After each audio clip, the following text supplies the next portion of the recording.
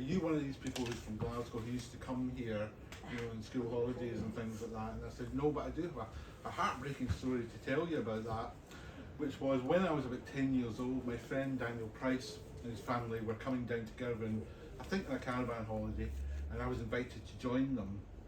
I was really looking forward to it, and talked about it for days, what we're going to do when we get to Girvan, what was going to be great, the caravan, and then about a week before I fell out with Daniel Price, and he was uninvited, and they took Michael Harrison instead.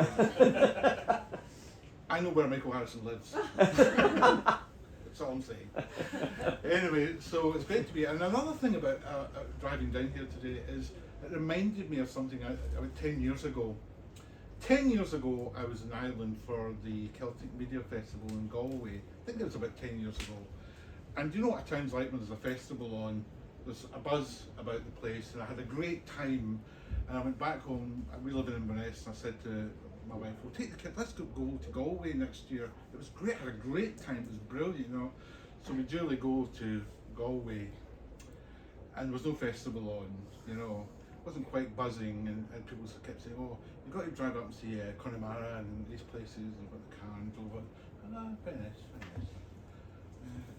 And then we got this ferry back over Stranraer, and we're driving up the coast here, and we thought, this is better than where we've been. This is nicer.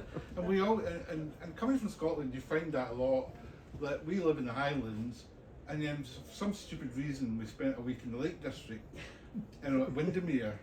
And have you been to Windermere? It's packed and you can't move for people. And we're sitting looking at the water, all these boats, people, cars, going, why have we come here? Loch Ness is so much nicer, Anyway, it's terrific to be here. A great time driving down in the sunshine. You come over that ridge, see Ailsa Craig, absolutely fantastic. So thank you very much for inviting me. Great to be here. I'm Jeff Zycinski. I'm going to talk about my time in radio. For 12 years I was the head of Radio Scotland. I called the session today Bring Me the Head of Radio Scotland, with apologies to Caravaggio and to John the Baptist, I suppose, as well. And the reason I called it that is because in my time as head of Radio Scotland, lots of people were calling for my head for one reason or another. Also, I've called it Bring Me the Head of Radio Scotland because when I left, they never created another head of Radio Scotland, which I think is a crying shame. So please bring another head of Radio Scotland. But the good thing about that is nobody can sue me for calling this session Bring Me the Head of Radio Scotland because I'm the only one that's still alive. Anyway, and also Bring Me the Head of Radio Scotland because the question my wife asks me most often is, what the heck goes on in that head of yours? So what the heck goes on in that head of mine, I wrote down in 2 books. One was about my time in radio, and the other was a kind of both a sequel and a prequel. What happened to me after I left radio, and a wee bit about my childhood and my father, who was a Polish sailor, came over in the Second World War, and what happened to me during the COVID epidemic, and what happened when I was diagnosed with mouth cancer at one point. I won't give away the ending, but I didn't die. That's all I'm saying. So let me talk about radio. Any radio fans here? Any remaining radio listeners still existing? Can I mention a few stations? Radio 4, any listeners? Radio 4? Any Radio Scotland listeners? Anybody listen to drama on Radio 4? Anyone listen to the Archers on Radio 4? Right. Anyone listen to football on Radio Scotland? Great, now I know the audience I've got. So let me conduct a wee thought experiment with you first of all. I want you all to close your eyes. You've all got to do this, okay? Close your eyes. I'm just going to go around and steal your bags and your wallets. No, close your eyes and I want you to imagine this scene. You're down at the harbour and a boat comes sailing in, and on the deck of the boat are all the crewmen, and they're all waving and shouting frantically. And just as they do that, a creature flies from the sky and lands on the deck of the boat. Right, I want you now to open your eyes, and can I ask you your name? Elspeth. Can I tell me the colour of the boat? Green. What was the colour of your boat? Navy blue. Navy blue, right. How many crewmen did you see? Right. How many crewmen did you see? 6. Right. What was the creature? Anyone want to tell me what the creature was? Dolphin. A dragon? It's What? a dragon. Did you say a donkey? No, a dragon. I said a dolphin. A dolphin. A dolphin. Right. And did you hear anything that they were shouting? No. Right. Of course, the crazy thing is, I never told you any of that. You all added it in yourself, and that is, to me, is why I fell in love with radio. It's a bit of a cliche to say, but I love radio. It's better than television because the pictures are better. The pictures are the ones that you create in your head. And then the female presenter said, "Can I ask about the treatment of women in the BBC? Why are you here and not a female?" And that starts pulling things like this. Well, it's a long tradition going back to the Second World War of women working in the BBC and blah blah. And I was like grilled in this radio station, and then they said we'll stop for a break, and then play this thing, which is an advert, an anti-abortion advert, of just someone shouting, "They're killing our children! They're killing our children!" Oh my gosh! So there are some strange radio stations over there. So that's America. So that was my kind of, when I was making programs for the BBC, and then through some clerical error they gave me the job running the radio station. And it's a very odd thing to take over radio. Some people used to call it the poison chalice, because you can't win. You're trying to please so many people with so many different programs. And as I say, that's why people keep calling for my head for one reason or another. But what I was trying to tell the different teams about my kind of vision for the station, and some of my efforts were more successful than others. I remember I had all these kind of presenters in the room, and I said, "I'm a big fan of Spider-Man comics. I read Spider-Man comics when I was young." I said, and one day I was reading a Spider-Man comic and the Human Torch from the Fantastic Four appeared in the story. And I thought, oh, they live in the same world as each other. And then as you went on, Captain America would sometimes appear, and I said, oh, that must makes it all much more real, the fact that these people can appear in each other's strips. I said, so what I want you to do as presenters is pretend you all work for the same radio station and you like each other. I said, I don't care if you don't. I want it to sound like I want you to sound like you actually listen to the station and you hear each other's programs and you talk them up, And some of them got it right away, and others were going, do you mean Batman? I went, no, you're missing the point. It's not.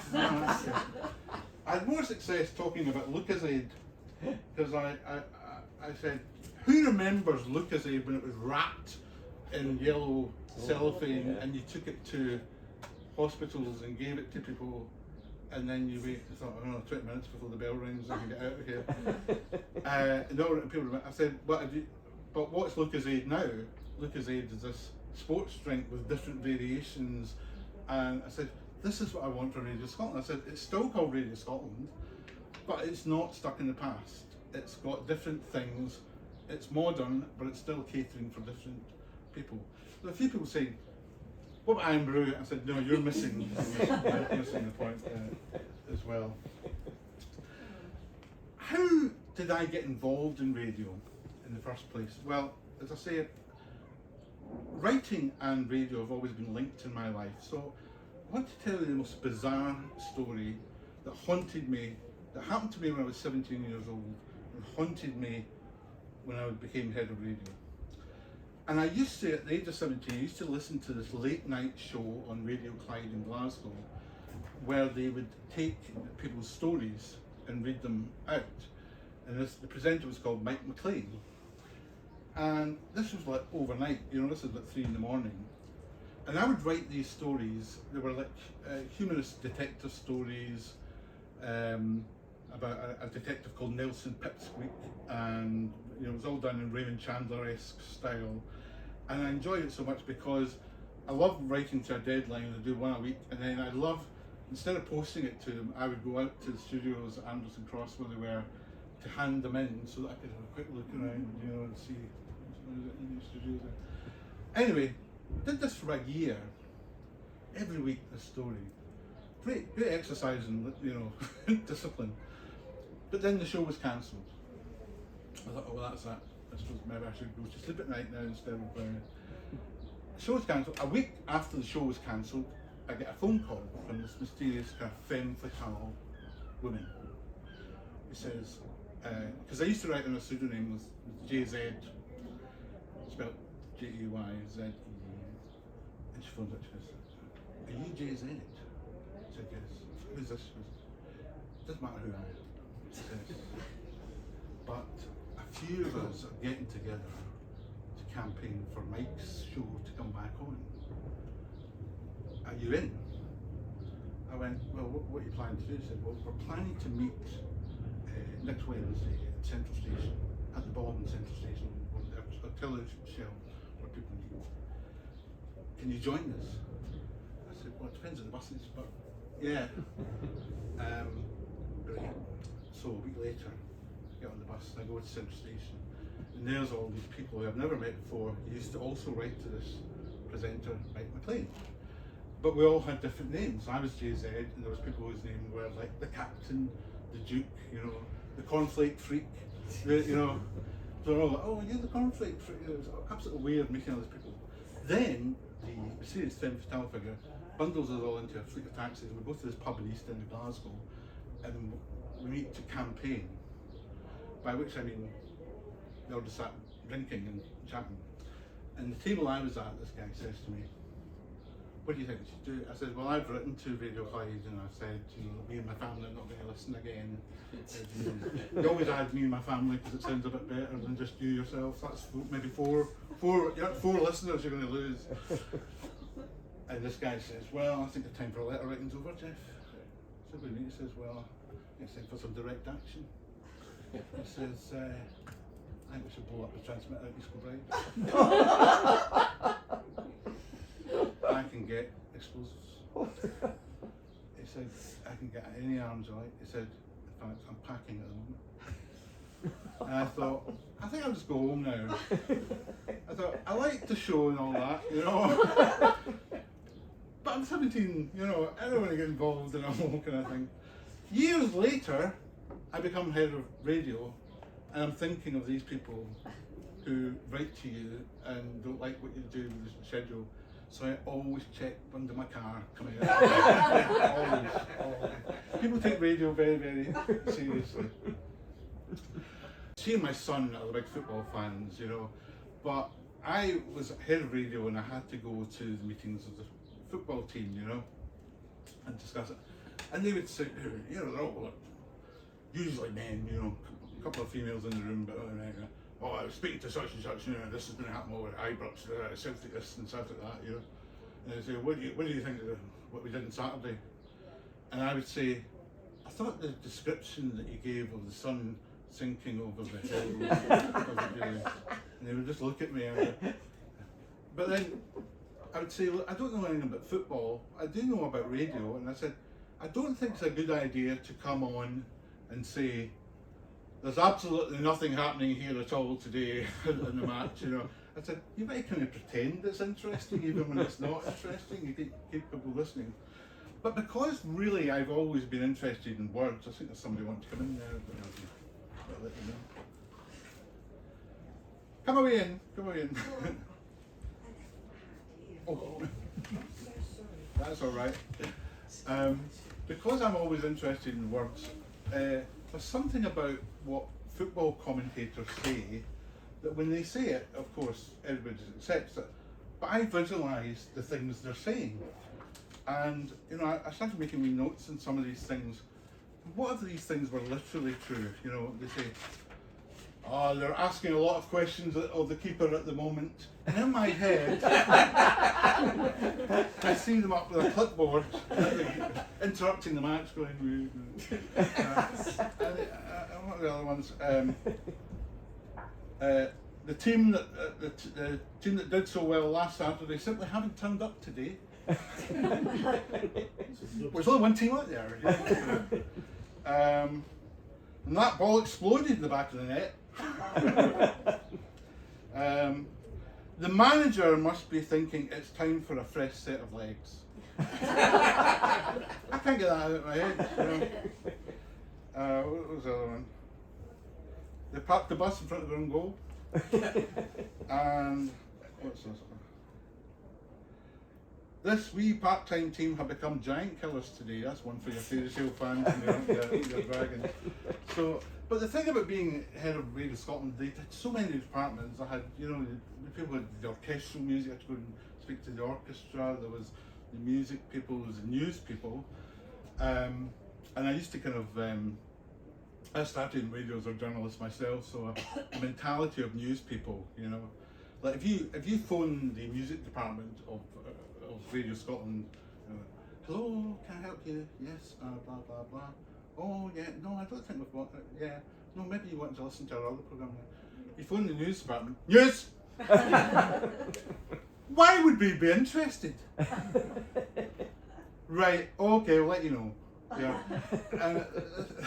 And also, when I was at Radio Scotland, we had 4 main production centres: Glasgow, Edinburgh, Aberdeen, and Inverness. And each of those production centres had a different culture about them, So Glasgow was big for news, music, and sport, whereas Edinburgh, it was arts and culture. You go to the office in Glasgow and it was a riot of babble, of talking and shouting. You go to Edinburgh, it's a library. Yes, yeah. And it really doesn't matter if no one listens. It's the point of making them. And so, when I joined Radio Scotland, I was a senior producer in charge of a department in Inverness. And the head of radio at the time was James Boyle, who was quite a scary figure. He was a very real intellectual powerhouse, and he did an awful lot of good transforming this muddle of a radio station into something that was sensible. But he could be quite intimidating, So he had this meeting in Edinburgh, and he was going to do this theme week on the station called Movie Week. Movie Week in Radio Scotland, we all had to come with ideas, But I got the message at the very last minute and had to drive down from Inverness, went to this meeting. There's all the kind of cultural people, sitting there. And they went round the room. So, John, what are you planning for the arts programme for Movie Week? Well, what we think we'd do is do a retrospective on some obscure director, whatever. And what about yourself? Well, we thought we'd do some of the less well-known movie composers of blah blah. And so it went on. And I'm thinking, what are my options here? Jump out the window. And they got to me, and I said, what were you thinking of taking our morning show to Hollywood? They looked at me, and said, to Hollywood? I went, yeah, we did a week of programmes from Hollywood, do it live.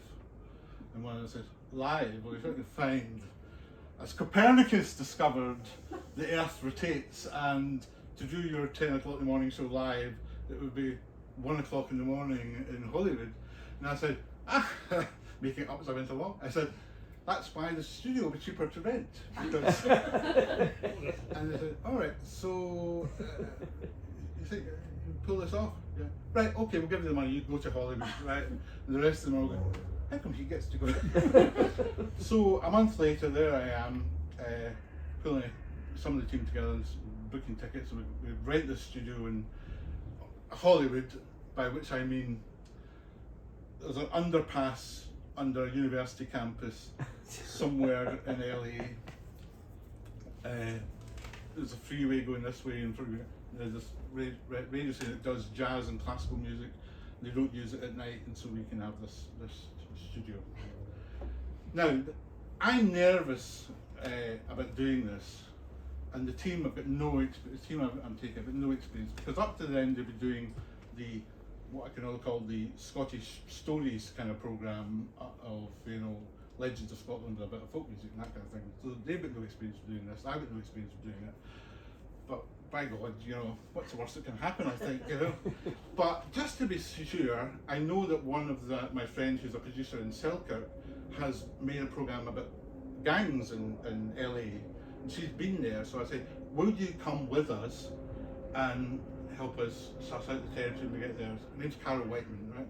So she comes as part of the team. We all fly out to LA, and we stay at, it's demolished now, we stay at the Holiday Inn, which had the rooftop restaurant that used to revolve. We're right on Hollywood Boulevard, you know.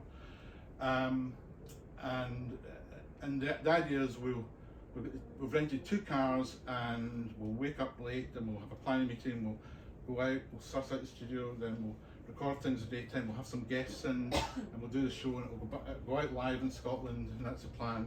But we get there, and Carol says, right, I'm just going to go and check out some of my contacts in the gang world. And she goes off, and although we get a call from her every now and again saying I'm safe, we never see her again.